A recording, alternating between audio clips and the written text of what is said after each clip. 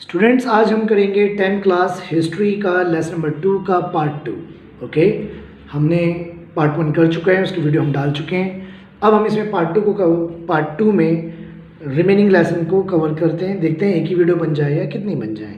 तो आज हम पढ़ रहे हैं पेज नंबर 10 से। टॉपिक है Indian historiography, various ideological framework. Okay, colonial historiography.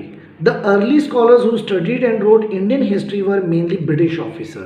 मतलब जो पुराने historians थे, जो scholars थे, जिन्होंने इंडियन हिस्ट्री के बारे में लिखा है, तो वो ज़्यादातर ब्रिटिश ऑफिसर्स थे या क्रिश्चियंस थे, मिशनरीज।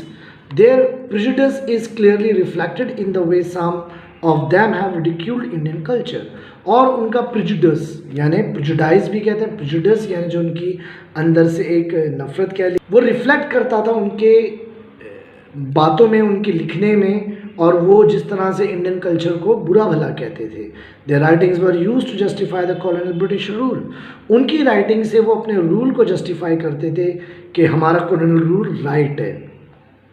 कॉलोनियल रूल मतलब कॉलोनी बनाना। जब कोई कंट्री दूसरी कंट्री में जाती है और उसको अपने अंडर ले लेती है, उसके एडमिनिस्ट्रेशन को, और तो इसे कॉलोनी बनाना कहते हैं। कि एक कंट्री ने, जैसे ब्रिटिशर्स ने इंडिया में आके इंडिया को अपने कब्जे में ले लिया था, इसका मतलब उन्होंने अपनी कॉलोनी इंडिया को बनाया था, तो उस रूल को कॉलोनियल कहते हैं। The 5 volumes of the Cambridge history of India, जो एक बुक है जो पब्लिश हुई थी 1922 से 1937 के बीच में, are distinct examples of the colonial histography. मतलब इसमें बहुत सारे एग्जाम्पल बताए गए हैं कॉलोनियल हिस्टोग्राफी के। तो दूसरा हमारा टॉपिक आ रहा है ओरिएंटलिस्ट हिस्टोग्राफी। बहुत सारे यूरोपियन स्कॉलर्स जो थे वो इस बात के लिए बहुत ज़्यादा क्यूरियस थे, यानी वो एक्साइटेड थे, वो जानना चाहते थे कि civilisation in countries of the east कैसी हैं। मतलब जो ईस्ट है, ब्रिटिशर्स के लिए, यूरोपियंस के लिए इंडिया और जो इंडियन सब कॉन्टिनेंट है, इसे ईस्ट कहेंगे। तो वो यहाँ की सिविलाइजेशन और कंट्रीज के बारे में जानना चाहते थे। Some of those scholars felt admiration and respect for them.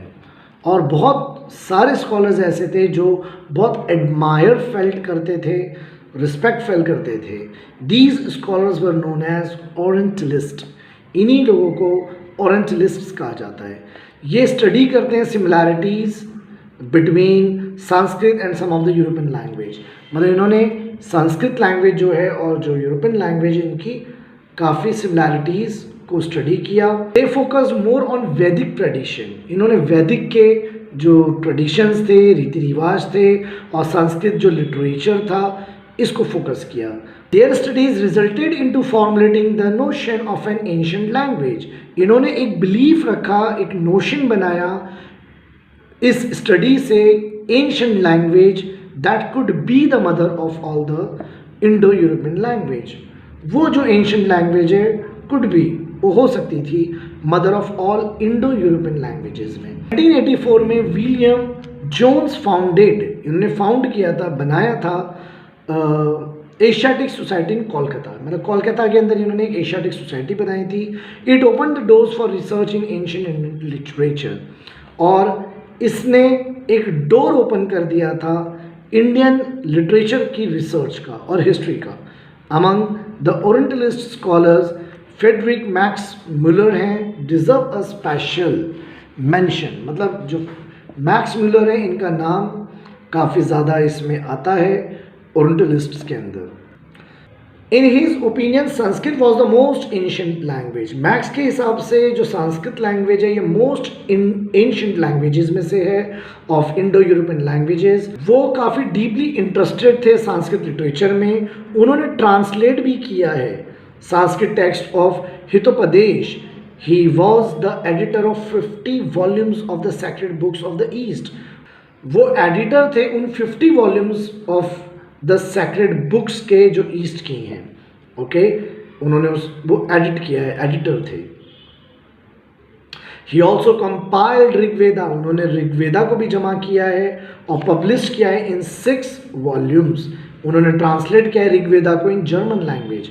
मतलब जो ऋग्वेद है, जो ऋग्वेदास कहते हैं जिसे आप ऋग्वेद, उसको उन्होंने जर्मन लैंग्वेज में ट्रांसलेट किया है। Edward Said a scholar who has re evaluated the orientalistic writing, जो स्कॉलर इवेलुएट करते हैं ओरिएंटलिस्ट राइटिंग को, has thrown light on imperialistic interest of orientalist scholar. मतलब इस पे काफ़ी उन्होंने वर्क किया है। किस पे वर्क किया है? Imperialistic interest. इम्पीरियलिज्म किसे कहते हैं? ये जो ब्रिटिशर्स आए हैं और कैप्चर किया है और सब कर रहे हैं, यही इम्पीरियलिज्म है।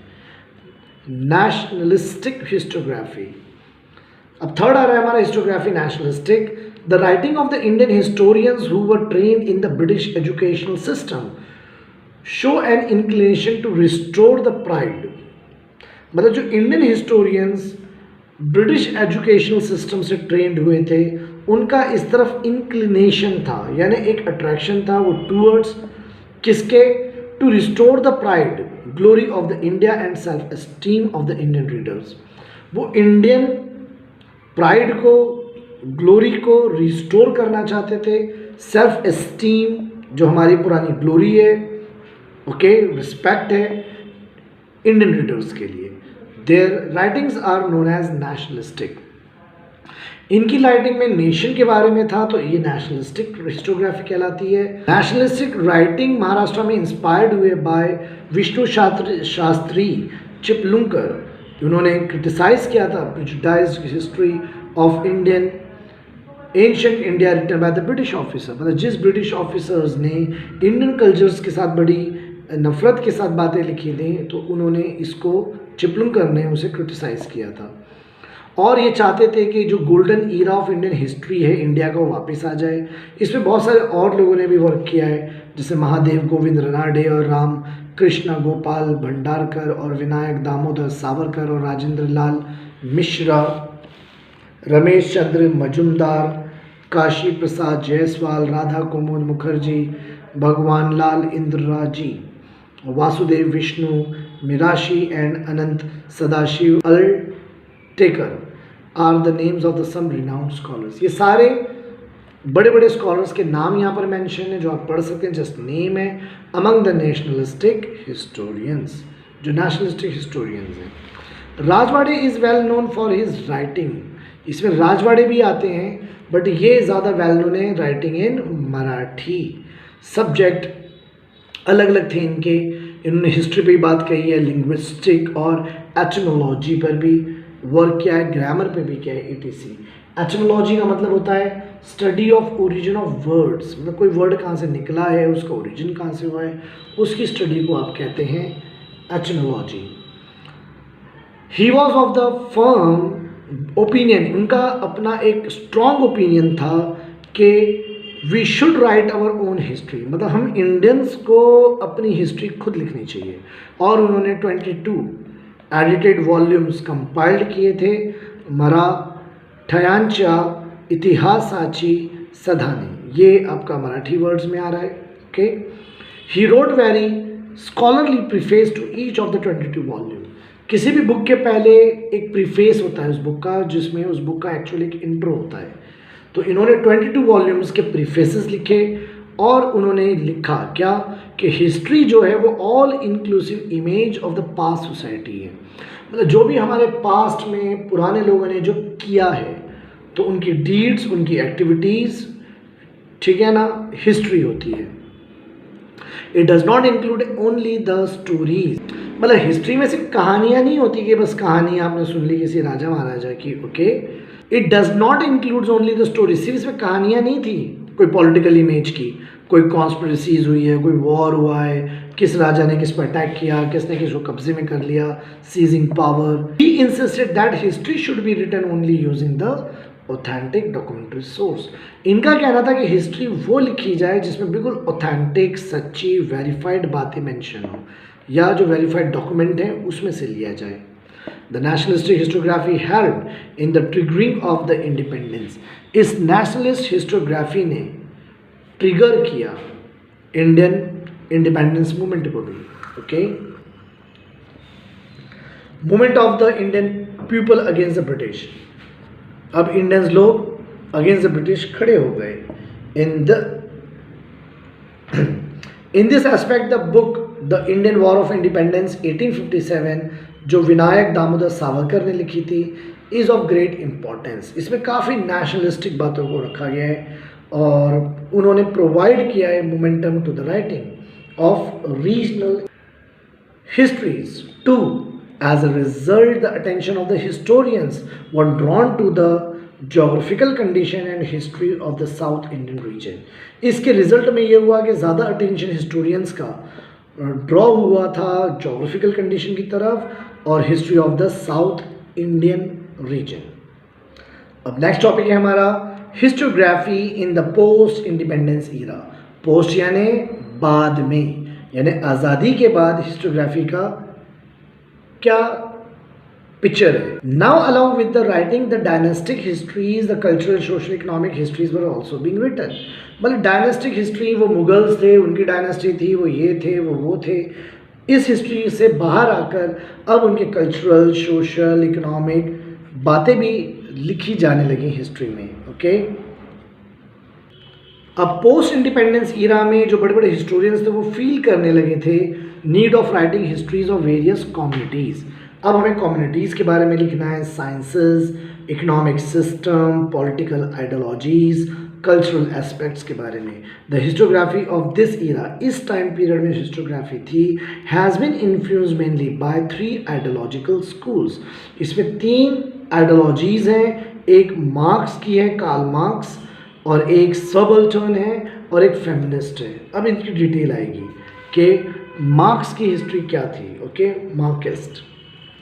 The concern for the means of production, mode of production and the industrial relation were at the centre of in the writing of the Marxist historian. जो मार्क्स की हिस्ट्री थी या जो लिखी गई है उसमें ज़्यादातर मीन्स ऑफ प्रोडक्शन या मोड ऑफ प्रोडक्शन या इंडस्ट्रियल रिलेशन कैसा है एट द सेंटर पॉइंट था राइटिंग का, उनका ये सेंटर था।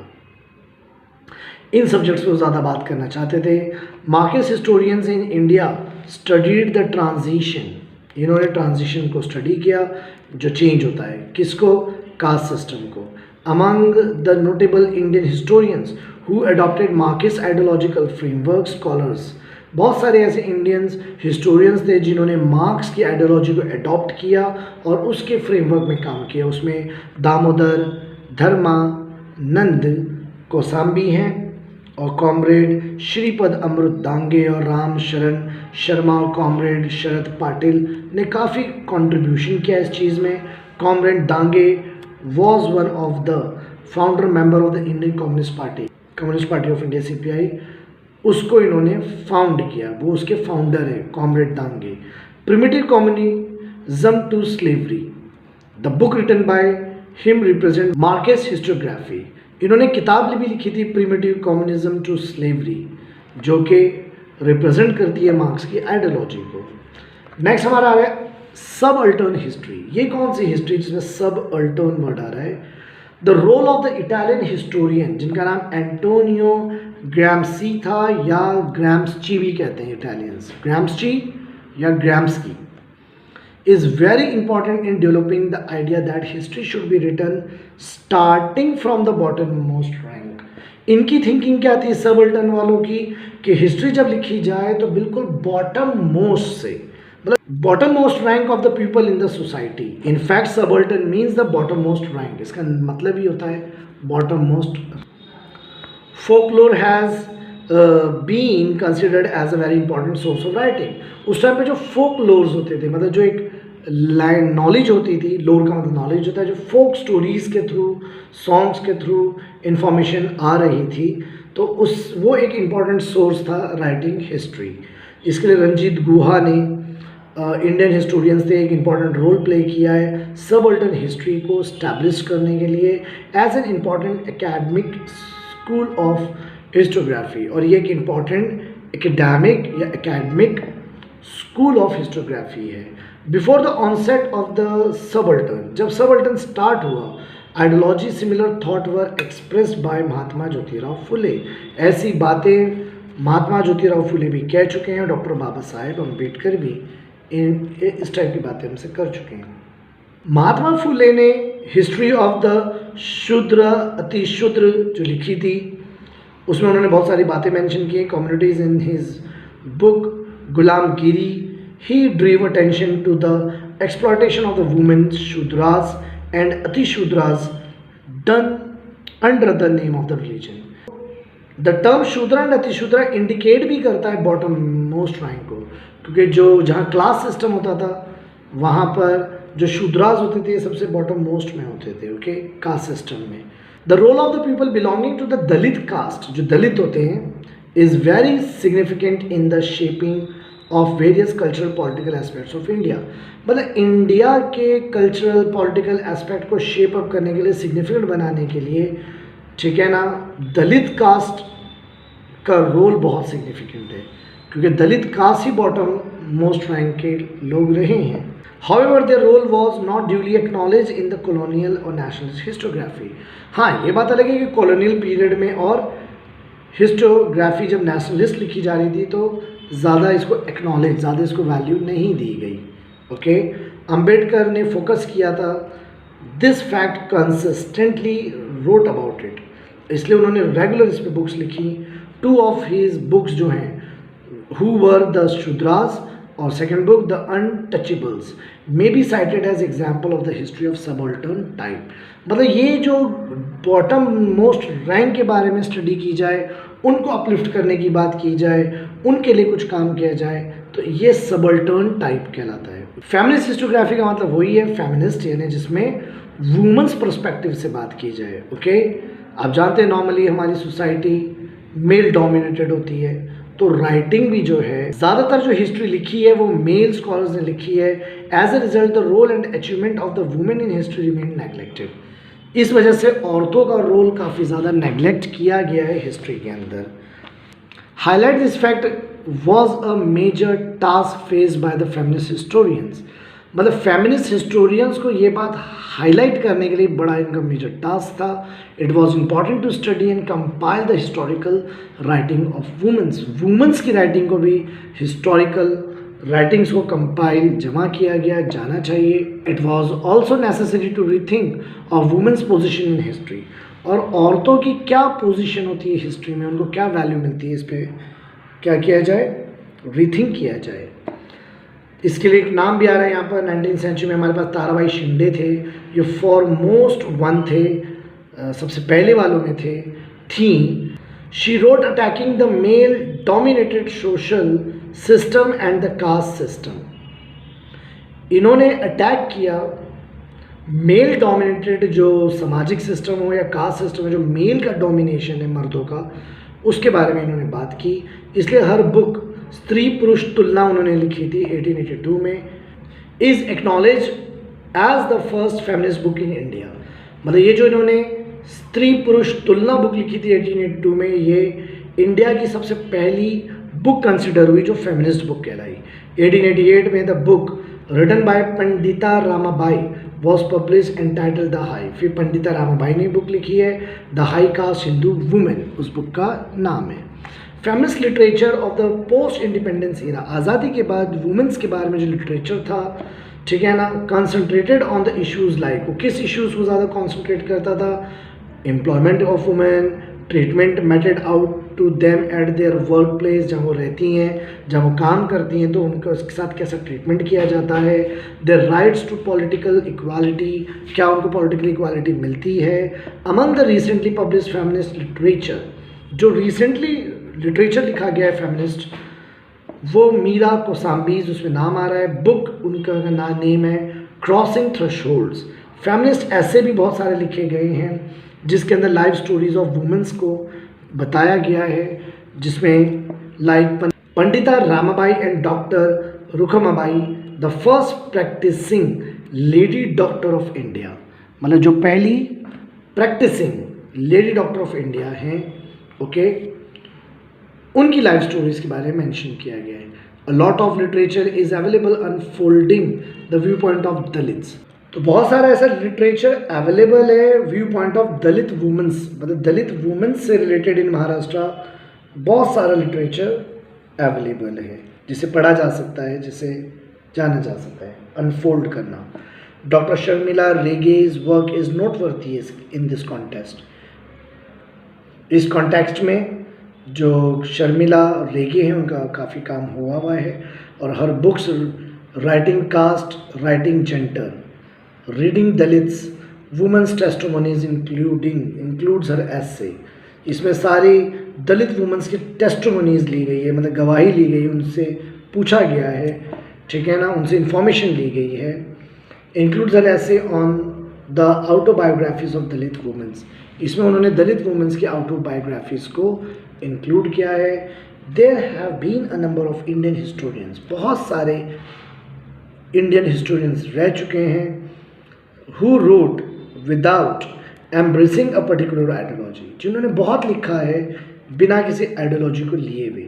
अमंग दैम हिस्टोरियंस में सर जादूनाथ सरकार है, सुरेंद्र नाथ सेन है, रियासतकार GS सारदेसाई है और त्रयंबक शंकर शेजावलकर, ये सब नाम हैं। Okay, in the recent times historians like, आज के टाइम में, रिसेंट टाइम में हिस्टोरियन जैसे यशवंत दिनकर फड़के हैं और रामचंद्र गुहा हैं, इन्होंने कंट्रीब्यूशन काफ़ी किया है extensively to the histography of the modern India, मतलब मॉडर्न इंडिया की हिस्टोग्राफी को इन्होंने बहुत ज़्यादा कंट्रीब्यूशन दिया है, उसको पे वर्क किया है।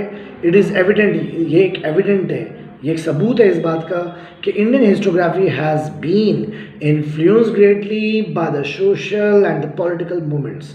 हमारे देश के बहुत सारे सामाजिक मूवमेंट और पॉलिटिकल मूवमेंट से काफ़ी इन्फ्लुएंस्ड हुई है हमारी Indian historiography. It seems that some part of the Indian historiography was also developed outside the influence of these movement.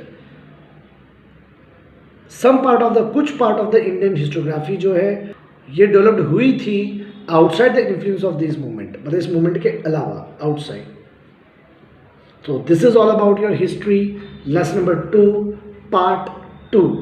Okay, इससे हमारा हिस्ट्री का लेसन एंड होता है। आप दोनों वीडियोस को सुन के प्रिपरेशन करें जैसे मैंने आपको इंस्ट्रक्ट किया है। अब मैं आपको कुछ इंपॉर्टेंट क्वेश्चन दे रहा हूँ। नंबर 14 पर आपके इंपॉर्टेंट क्वेश्चन कुछ टेक्सचुअल हैं, वैसे तो टेक्सचुअल सारे ही पढ़ते हैं बच्चे, लेकिन उसमें भी हम कुछ आपको सिलेक्टेड क्वेश्चन दे रहे हैं। 2 का 2 ये क्वेश्चन इंपॉर्टेंट है। 3 का 1 इंपॉर्टेंट है। 4 का 1 इंपॉर्टेंट है।